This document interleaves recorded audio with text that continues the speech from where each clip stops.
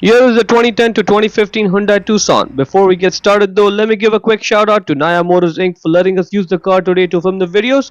They are a used car dealer here in Ottawa, Canada. Check out the link in description for their entire inventory.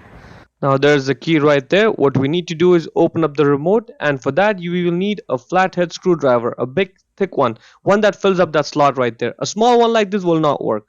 So get a big flat one like this, thick, that's gonna fill up that slot. Goes right in, and once it's in, what we're going to do is we're going to twist it like a twisting motion, just like this. Yep, let's put it in and twist it and open it, just like that. Now it's open. Open this up, and right there, that's where the battery is. Get the screwdriver again and use the screwdriver to push the battery out from the bottom, and the battery just slides right out. Let's take a closer look at it. It says it right there on it, CR2032. Again, that's the size of it, CR2032.